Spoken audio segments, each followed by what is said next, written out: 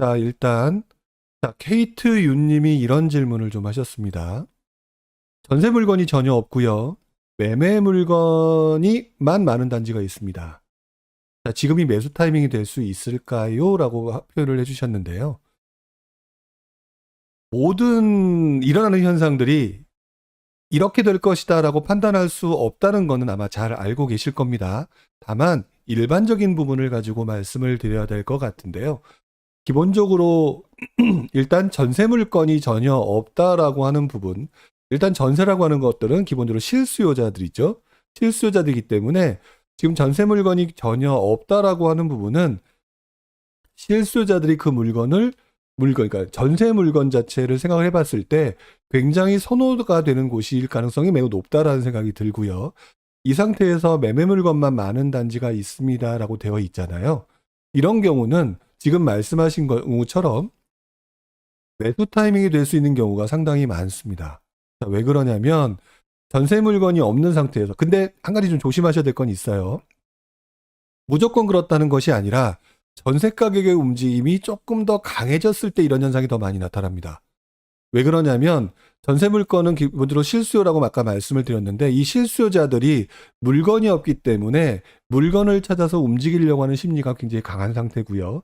자, 그런 상태에서 지금 매매 물건만 많은 단지가 있다라고 하는 거는 물건이 많으니까 이거 문제 있는 거 아니라고 생각할지 모르겠지만, 지금 현재 상황에서 보게 되면은 그동안 가격이 많이 올랐기 때문에 매매를 하기는 싫고 매수는 하기 싫고 전세를 구하려고 하는데 전세 물건은 이 동네의 인기가 좋아서 물건은 없고, 자, 이런 현상이 많기 때문에 어떤 면에서는 지금 간보기 상태에 들어가 있는 상태인 경우가 많다라고 할 수가 있죠. 자, 이런 경우는 보통 쏠림 현상이 발생되면서 어떤 호재가 발생하거나 전세 가격이 오른다거나 이랬을 때 갑자기 분위기가 확 바뀌면서 매수로 돌아서면서 물건들이 갑자기 사라져버리는 그런 현상들이 굉장히 많이 나올 수도 있습니다. 일단 이 물건들을 사서 전세 물건으로 내놓는 갭 투자자들도 지금 현재 거의 없다라고 하는 상황이잖아요. 자, 그런 상황에서는 이 상황에서 무조건 매수 타이밍이다가 아니라 지금 현재 상황으로 봤을 때 전세 가격의 움직임이 그래도 올라갈 가능성이 훨씬 더 높고요. 그 다음에 사람들이 매수를 하는 게 그동안 많이 오른 것 때문에 부담스러워서 나타나는 현상이 지금 현재의 모습이기 때문에 그런 경우에는 매수 타이밍이 될 가능성이 조금 더 높다, 이렇게 말씀드리는 게 맞는 것 같아요. 하지만 중요한 거는요, 그 지역의 현장의 모습을 보시는 게 더 중요하다라는 말씀을 드려야 될 것 같아요. 어쨌든 지금 제가 보는 관점으로는 이 경우, 특히 상승 후반부가 되는 요즘 같은 시장에서 이런 분위기는 매수 타이밍일 가능성이 좀 높다라고 좀 보여는 져요. 물론 지금 지역을 얘기를 하신 게 아니기 때문에 제가 그럴 가능성이 높다 나쁘다라고 얘기했을 때 높다 정도로만 말씀을 좀 드리게 되는 것 같아요. 자,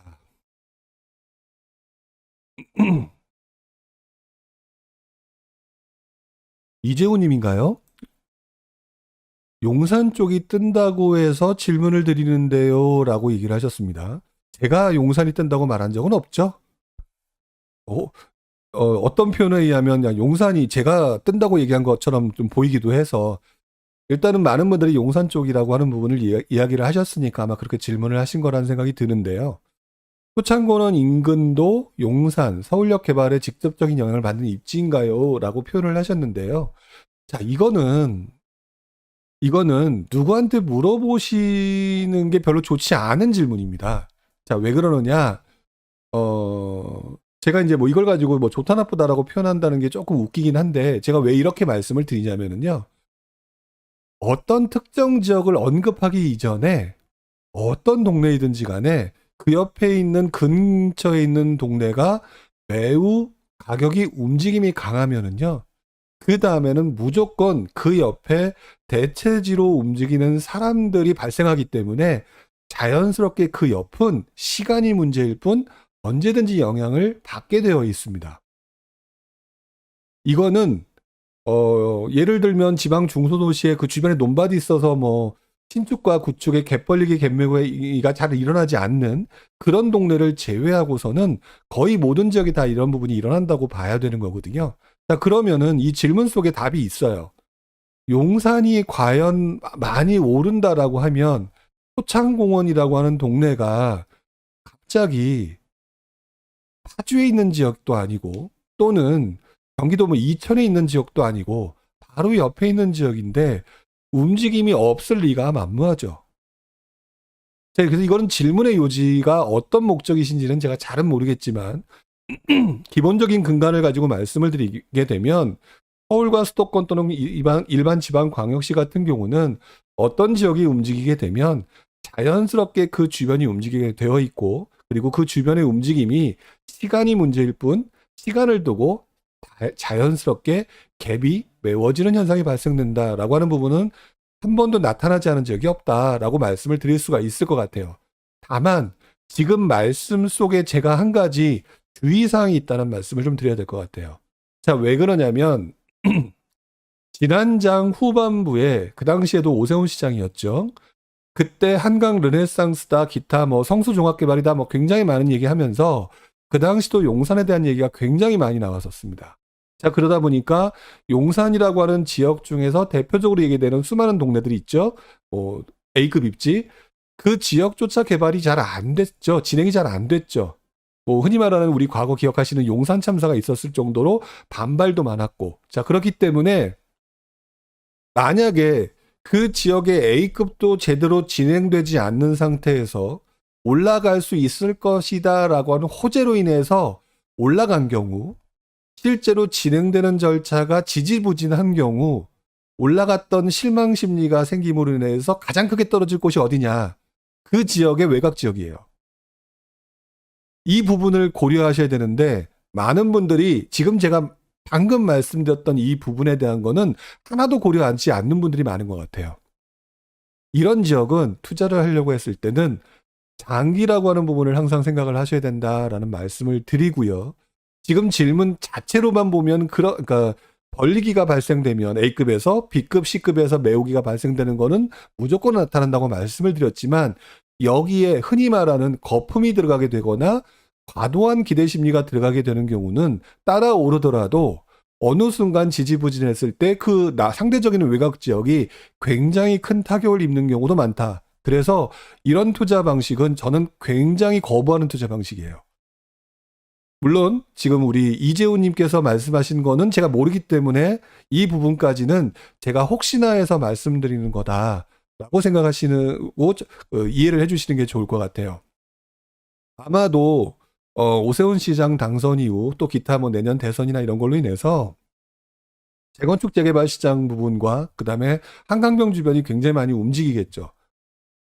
그런데 그 움직이는 부분을 고려를 했을 때 가장 중요한 부분은 이 부분이 실제로 진행되는 폭을 보면서 타이밍을 잡아야 되지 그냥 막연하게 이렇게 될 거야 라고 하는 호재성으로 접근하셨을 때 굉장히 큰 타격을 입을 수도 있다라고 하는 부분을 꼭 말씀을 드리고 싶고요.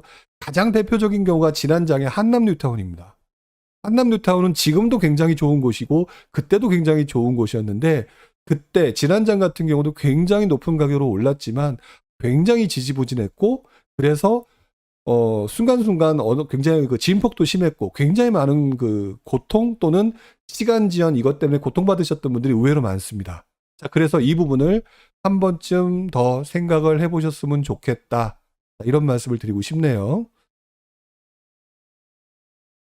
자, 그 다음에 다른 분들에 대한 질문을 조금 받아야 될 것 같은데요.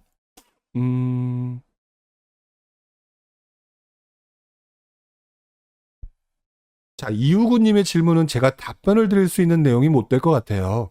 이거는 거의 뭐 세금에 관련된 부분인데 제가 세무사가 아니라는 건 알고 계시죠? 자, 그러니까 이 부분은 좀 더 정확하게 세무사 부분들한테 확인하셔야 되지 중개사분 말씀을 듣거나 이러지는 좀 않으셨으면 좋겠다라고 얘기를 하고요. 대충 내용으로 봤을 때는 틀린 말이라기보다는 나름대로 뭐가 있는 저도 이제 여러 가지 들었던 얘기가 있으니까 기본적으로 농지 상태보다는 무언가 바꿔놓고 그거에 맞춰서 우리 조세법에 나와 있는 그 조건에 맞춰서 어떤 방식으로 어떤 그 용지를 집을 지어서 바꾸라고 하는 부분인 것 같아요. 이 부분에 대해서는 세무사분들께 좀 더 정확하게 확인하셔야 될 것 같고요. 특히 그 지역 내 세무사분들이 조금 더 정확히 알고 계실 겁니다. 그러니까 이 부분은 아마 그분들한테 물어보셨으면 좋겠다라는 말씀을 드리고 싶어요. 자, 지금 보면 또 세금에 대한 질문인데요. 제가 세금에 대한 질문은 잘 말씀을 안 드린다고 말씀을 드렸는데, 지금 질문은요, 제가 볼 때 너무 기본적인 질문에 가까울 것 같아요. 일단 이거는 본인이 스스로 공부하는 과정을 겪으셔야지 세금을 누구한테 단순히 모르는 경우에는 좀 더 공부도 하시고 세무사한테 물어보셔야겠지만, 이거는 좀 너무 기본적인 질문에 가까울 것 같아요. 일단은 1주택 보유 중이고, 보유 중이죠. 그다음에 1년 후라고 하는 부분은 기본적으로 양도세 비과세를 받기 위해서 1년 후라고 하는 부분을 선택을 하신 거잖아요. 당연히 1주택 1입주권을 매수를 하게 되면 비과세에 할당되는 조건이 존재하죠. 받을 수 있을까요? 라고 질문을 하셨는데 정확한 내용을 얘기도 안 해주시고 저한테 받을 수 있을까요? 라고 하면 저도 답변을 드리지는 못하잖아요. 다만 일시적 1가구 2주택이라고 하는 조건 속에는 1주택 플러스 1입주권으로 충분히 비과세 조건이 해당되는 게 있다. 자, 그렇기 때문에 비과세의 조건에 해당되는 그 부분을 찾으셨으면 좋겠네요. 제가 지금 얼핏 그 157조 3, 4, 5항인 것 같아요. 그러니까 그 부분은 입주권 비과세 부분에 대해서 치시면 분명히 나올 수 있으니까 그걸 보면서 확인하시면 될 것 같습니다. 일단 비과세 조건은 가능할 것 같다. 자, 이렇게 말씀을 드려야 될 것 같아요. 자, 그 다음에 이제 다른 분들 질문을 계속해서 받도록 해보겠습니다. 자, 김채연 님이 잠깐 질문 속에서 제가 눈에 확 들어온 게 있어서 지금 일단 한 가지, 주의할 부분에 대해서 말씀을 드리려고 지금 제가 잠깐 멈췄습니다. 자, 6억 근처 소형이라도 매수해야 될지 너무 고민입니다. 라고 김채연 님이 말씀을 하셨는데요. 뭘 질문이라기보다는 이제 답답함 때문에 얘기를 하셨다라는 생각이 좀 들었는데, 제가 지금 딱 그걸 보면서 뭐가 지금 눈에 보였냐면, 6억 근처 소형이란 표현 자체를 보면서, 아, 김채연 님이 머릿속에 특정 지역을 생각하고 계시구나, 라는 생각을 지금 제가 잠깐 했어요. 자, 무슨 말이냐. 아까 제가 얼핏 그 기사를 가지고 설명을 드렸을 때요. 어떤 표현을 썼었냐, 어떤 걸 말씀을 드렸냐면, 서울의 평균 매매 가격이 11억이 넘어섰다. 그 다음에 수도권의 평균 매매 가격이 지금 6억이 넘어섰죠. 자, 그런데 6억 근처의 소형이라고 얘기했으니까 일반적인 수도권 근처는 아니에요. 자, 그러면 머릿속에서 지금 제가 어디를 생각하게 되냐면 기본적으로 서울일 것이다. 자, 그런데 서울에서도 아까 83%를 제외한 나머지 17%에 해당되는 나머지 지역들이 6억이 안 되는 아파트들이 있잖아요. 자, 그런데 소형이라고 아예 다 집어 놓으셨어요. 자, 그러면은 웬만큼 괜찮은 지역의 소형을 의미하면서 상대적으로 많이 안 올랐기 때문에 그 지역의 움직임을 따라서 소형이라도 매수해야 되느냐라고 바운더리를 이미 정해 놓으셨다는 생각이 좀 들었습니다. 근데 저는 투자자라면 바운더리를 정해 놓는 건 매우 위험한 행동이다라고 저는 생각하는 입장이에요. 자, 일단 김치현 님이 고민하시는 게 거주의 측면을 생각하시고 그 지역이 바운더리를 정하신 거라면 제가 드릴 말씀은 없어요. 자, 그런데 투자자라고 얘기를 한다면 자기의 생각하고 있는 바운더리를 정하는 순간 투자자로서 가장 효율적인 투자 방법을 포기하신 것과 다름이 없습니다. 왜 그러냐면 제가 보통 자주 말씀드리는 갭 벌리기와 갭 메우기라고 하는 방식은 서울과 수도권, 지방광역시 기타 모든 지역에서 나타나고 있는 거기 때문에 어느 지역이 많이 오르게 되면 상대적으로 갭 메우기가 나타나는 쪽도 있고 그렇게 되면 지역을 어떤 지역을 딱 선정해 놓고 내가 먼저 보기 시작하게 되면 다른 지역을 못 보게 되는 문제가 발생을 하게 되겠죠. 자, 그러면 투자를 해서 돈을 벌고 싶어 하는 목적 자체를 내가 스스로 동네를 지정함으로 인해서 눈을 확대시킬 수 있는 조건을 날려버리는 수가 있습니다. 자, 그래서 지금 지나가다가 제가 대놓고 딱 6억 근처 소형이라고 써놓으셨기 때문에 이미 머릿속에서는 무언가 생각을 하고 계신 것 같다. 그런데 정확한 거는 잘 모르지만 어쨌든 너무 바운더리를 먼저 정해놓는 거는 좀 아닌 것 같다. 자, 이런 말씀을 꼭 드리고 싶어서 제가 지나가다가 잠깐 멈췄다라는 거, 그 부분을 양해를 좀 해주셨으면 좋겠어요. 제가 지금 무슨 말씀을 드린지 꼭 한 번쯤 생각해 보셨으면 좋겠습니다. 쭉 내려가려고 했더니 바로 또 밑에서 최에코님 질문이 하나 있었죠. 한번 볼게요. 2006년 서울, 경기, 인천의 좋은 입지 아파트는 최고점을 찍고 지속적으로 하락한 것으로 보여집니다. 반면 1급지가 아닌 곳의 아파트는 갭매우기를 하면서 2008년 정도까지는 상승한 걸로 보입니다. 2006년은 금융위기 이전인데 혹시 2006년 콕지를 찍었던 그때부터 2012년의 상황이 궁금합니다. 라고 얘기를 하셨는데요. 너무 큰 그림을 그려주셨네요. 자, 근데 질문 속에서 틀린 질문이 있습니다. 자, 첫 번째. 2006년 서울, 경기, 인천의 좋은 입지 아파트는 최고점을 찍고 라고 표현을 해주셨는데요. 맞는 말이기도 하지만 아마도 굉장히 최고로 좋은 동네를 의미로 얘기를 하셨던 것 같아요. 그렇죠? 자, 그런데 이게 지금 아파트로 보는 시각이기 때문에 그렇습니다. 말씀하신 것처럼 우리나라 역사상 얼마 전까지는 2006년도 하반기가 가장 크게 올랐던 장이었죠. 거의 모든 장이 다 올랐었어요. 그렇기 때문에 아마 그 시점을 기준으로 최고점을 찍었다라고 얘기를 하셨는데 인천의 아파트는요 더 올랐습니다. 그때 인천의 아파트 같은 경우는 2008년까지 이어집니다. 그렇기 때문에 2006년도에 서울, 경기, 인천의 좋은 입지 아파트들이 최고점을 찍었다라고 하는 거는 특정 몇 개 단지 부분을 말씀하신 것 같다라는 느낌이 들고 경기도 일부 지역과 인천 같은 경우는 2007년까지 그리고 경기도 외곽 지역 일부와 인천 같은 경우는 2008년 초까지 계속해서 분위기가 매우 좋았다라고 말씀을 드려야 될 것 같고요. 1급지가 아닌 곳의 아파트는 갭매우기에서 2008년도까지 상승한 것이 보인다라고 하는 부분이 어떤 부분은 맞는 부분이는 맞는데 보는 관점이 딱 최고점 아파트만 보셔서 그런 것이 아닌가라는 생각은 좀 들기는 해요. 하지만 전반적으로 일단 큰 그림으로 보셨을 때는 2008년도까지는 꽤 갔다. 그리고 2007년도까지는 고점 아파트들도 많이 올라갔던 것 같아요. 그리고 오히려 그 2007년 이후부터는 오히려 빌라의 상승장이 옵니다. 아무 빌라는 아니고요. 재개발 빌라들. 재개발 빌라들이 많이 올랐던 부분이기 때문에 그 부분이기 때문에 약간은 조금 지금 표현하셨던 내용과는 약간의 차이는 있다 정도로 말씀을 드려야 될 것 같고요. 많은 분들이 이 상황을 물어보시게 되는 경우가 있는데 이것만 가지고 장황하게 설명할 수는 없으니까 그냥 간단하게만 말씀을 드릴게요. 2008년에 금융위기가 옵니다. 2008년 초까지 굉장히 많이 상승을 하다가 서울과 수도권 일부 지역 같은 경우는 2007년 중반부터 주춤하기 시작해요. 그리고 인천 같은 경우나 의정부라든지 기타 동두천 이런 지역이 굉장히 많이 상승을 했고요.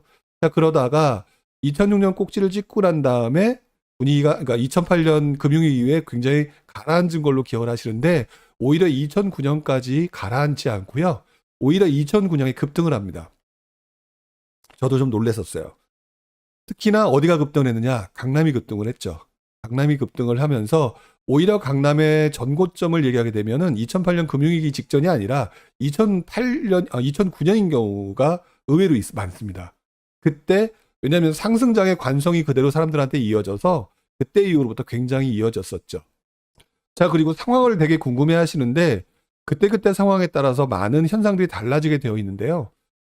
지금 상황하고는 좀 다르니까 똑같다고 볼 수는 없는데 당시 이명박 대통령이 들었으면서 보금자리 주택을 만들었고 반값 아파트 수준의 그걸 진행을 함으로 인해서 아파트 시장이 그때부터 차근차근씩 굉장히 가라앉기 시작했어요. 그래서 보금자리 주택이 완전히 시장을 죽여버리면서 2009년 꼭지를 찍고 그 이후부터는 떨어지기 시작해서 2013년도까지 2012년 1년까지 굉장히 좀 분위기가 안 좋았죠. 그러다가 다시 공급이 줄어들면서 그 이후에는 전세 가격이 상승하면서 상승장이 시작되는 그런 모습이 있었다라고 간단히 좀 말씀을 좀 드려야 될 것 같아요.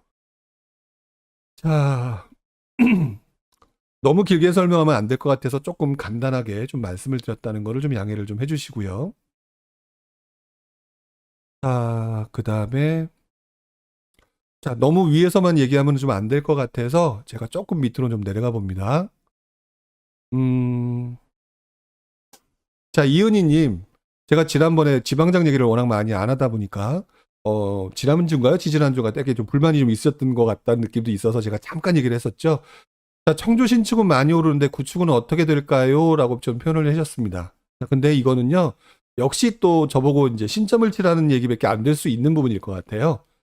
중요한 부분은 이 부분입니다. 지금 현재 지방장의 모습이 이번 주 이제 내일 모레 나와봐야 알겠지만 지난주를 모습을 보게 되면 지방의 그 굉장히 그 조정지역 지정 이후에 굉장히 위축됐던 심리가 조금 살아난 듯한 느낌이 있었던 게 사실이에요. 자, 그러면서 청주 같은 경우는 사실상 그동안 굉장히 많은 사람들이 외부에서 들어와서 시장을 조금 흔들어 놨던 그런 부분이 있었죠. 그러다가 갑자기 빠져나가면서 되게 분위기가 안 좋았다라고 얘기를 하시는 그 말씀을 드릴 수가 있는데 저는 이 질문 자체가 조금 모르겠습니다. 이은희님 입장에서 상황이 그러니까 설명을 이렇게 질문을 하신 것 같은데 라는 생각은 드는데 구축은 어떻게 될까요? 라고 하는 질문 속에 구축을 가지고 계시기 때문에 그런 것인가 라는 생각을 먼저 해보게 돼요. 근데 제가 볼 때는 지금 신축 같은 경우가 많이 위축됐다가 지금 이제 살아나고 있는 상황이다. 물론 많이 오르는 부분도 지금 현재 다시 이제 안정화가 되면서 그중에서 가장 좋은 A급이 움직이는 현상이 나타나고 있는 거잖아요. 자, 구축은 문제가 하나가 있습니다. 자, 지방장이라고 하는 부분을 얘기할 때는 기본적으로 뭐 청주가 굉장히 사람이 많이 사는 동네이긴 하지만 그래도 광역시급보다는 조금 부족한 부분이 있기 때문에 먼저 신축이라고 하는 부분에 사람들이 그 지역 사람들을 말합니다. 외부 투자 수요가 아니라 그 사람들이 들어옴으로 인해서 신축이 많이 오르는 상황이 계속 이어지게 됐을 때 투자 수요에 의해서 흔들리는 상황이 아닌 계속 오르게 되면서 전세 가격의 움직임이 나타날 때쯤 되면 구축이 움직인다고 봐요. 자, 그런데 저는 투자자의 입장이다 보니까 가능하면 지방장의 구축은 잘 안 보는 입장이거든요. 그러니까 이은희님이 잘 생각해 보셔야 될 것 같아요. 내가 구축을 가지고 있기 때문에 구축이 언제 오를 것이냐를 고민하는 게 맞는 것이냐.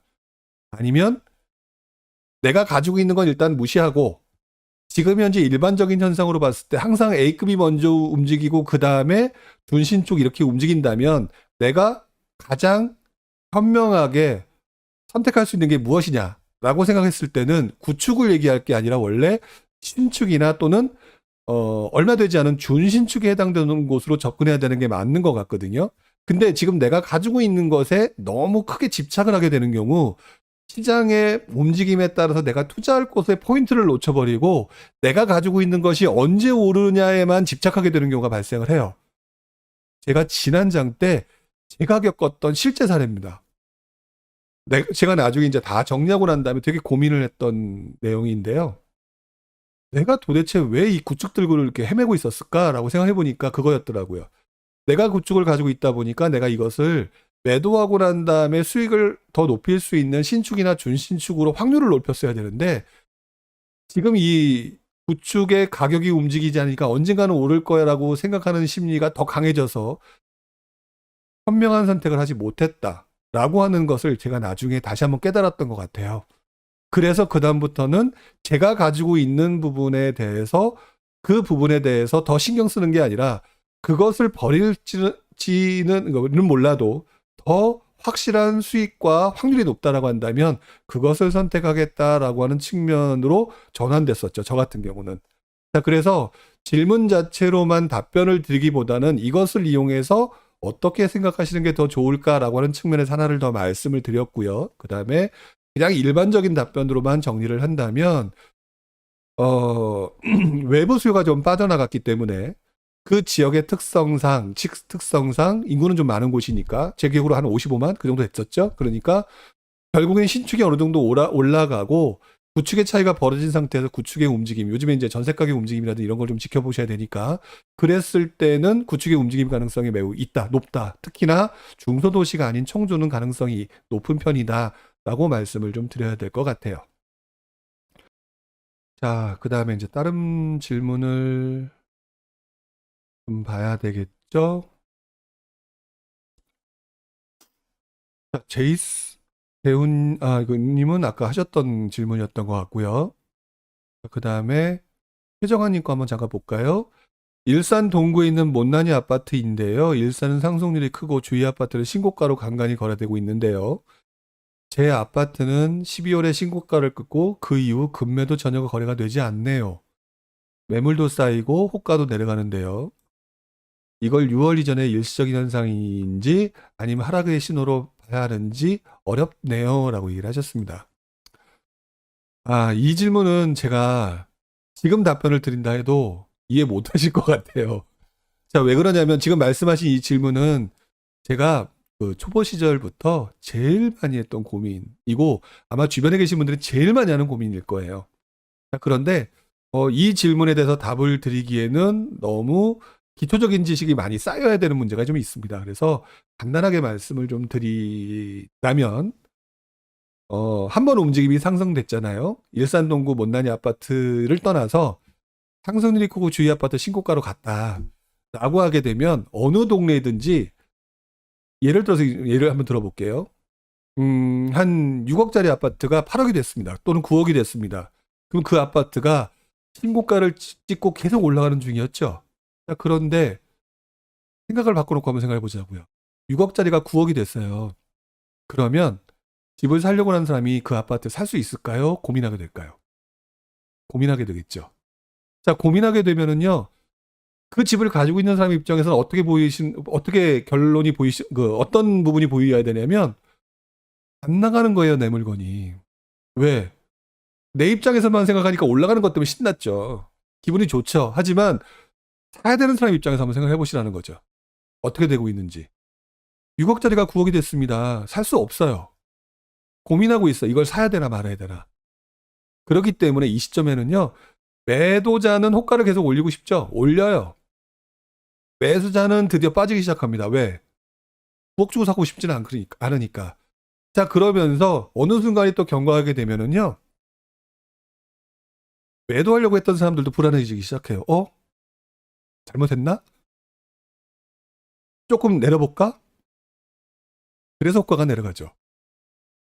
자, 그게 일반적인 현상이에요. 이걸 가지고 굉장히 일시적인 현상이냐, 가격 하락의 신호로 봐야 될 것이냐라고 얘기하시는데, 상식적으로 보게 되면은요, 원래부터 나타나는 현상입니다. 가격이 급등하면 항상 나타나는 현상. 근데 이거는 가격의 하락 신호일 수도 있고요, 가격의 상승 신호일 수도 있기 때문에 이걸 가지고 무슨 신호로 보실 이유는 없어요. 그래서 내가 어떤 집을 팔 때는요, 이런 현상이 나타나면서 신고가를 찍고 막 분위기가 달아오르잖아요. 저 같은 경우는 이제는 초반에 팝니다. 저 같은 경우는. 왜 그러냐면 파는 시점에 타이밍을 후반부에 못 맞춰요. 그래서 팔아야 되겠다고 마음먹은 경우는 적정 수준이 되면 저는 파는 스타일인 것 같은데요. 아까도 말씀을 드렸지만 이제 이 부분은 제 개인적인 부분이었으니까 한마디로 더 간단하게 얘기하게 되면 지금 현재는 그래서 정부는 2월 4일 날 공급 늘려준다고 했고요. 그 다음에 요번에 사전청약 나온다고 하고요. 기타 등등 이런 것들로 인해서 지금 6억짜리를 살려고 했던 사람이 9억 때문에 인해서 지금 일단 버티는 거예요. 그렇기 때문에 매물이 쌓이고 호가가 내려가고 전세는 제대로 안 움직이고 이런 현상이 나타나는 건 너무너무 당연한 현상인데 이걸 너무 크게 받아들이고 있는 거죠. 중요한 거는 제가 아까도 말씀을 드렸지만 아까 그 신문기사를 통해서 말씀드렸지만 이제 나타나는 7월 이후에 양도세 중과세 매물이 사라지면서 과연 움직임이 나타나서 신고가를 찍게 되느냐. 왜? 매물이 사라질 테니까. 자, 그리고 또 하반기에 사전 청약을 했을 때 이 분위기가 나는 당첨 가능성이 없구나라고 하는 사람이 정말 많이 늘 것이냐. 자, 이런 생각이 됐다면 6억짜리가 9억 됐다고 지금 버텼던 분들이 나중에 시간이 나면서 9억이라도 사야 되겠네. 아니면 동구에 그랬으니까 서구나 또는 다른 지역으로 움직이면서 조금 더 비슷한 가격대 7억, 8억대짜리를 사야 되겠네. 이런 식으로 움직임이 생기면서 모멘텀이 나타나고 또 다른 움직임이 나타날 때는 다시 한번 상승으로 바뀌어버리게 됐죠. 반대의 경우도 있기 때문에 하락의 신호로 실제로 나타나는 경우도 있습니다. 당연히 어려운 거지만 최정환님이 지금 말씀하신 이 내용 부분은 원래 신고가로 달성하는 그 어떤 시점의 그 이후에는 당연히 나타나는 현상이다. 그러니까 그 부분을 가지고 걱정하거나 그럴 부분은 전혀 아니다라고 말씀을 드려야 될 것 같고요. 좀 더 중요한 거는 시장의 분위기를 제대로 이해하려고 노력하는 거다. 근데 지금 현재는 금방 말씀드렸던 7월 달에 양도세 중과 이후에 출현될 수 있는 매물, 그 다음에 사전 청약 이후에 발생되는 문제들. 자, 이 부분을 가지고 물량이 줄어들거나 사는 게 낫다라고 생각하게 되면 다시 한번 상승의 신호로 받아들이게 될 거다. 그렇기 때문에 지금 이러한 현상을 가지고 크게 걱정하실 필요는 없다라고 말씀을 드립니다. 그리고 저는 그냥 우스갯소리로 51대 41로 올라갈 가능성에 조금 더 베팅을 하고 있는 편이다라고 말씀을 미리 좀 언급을 드리고 싶네요.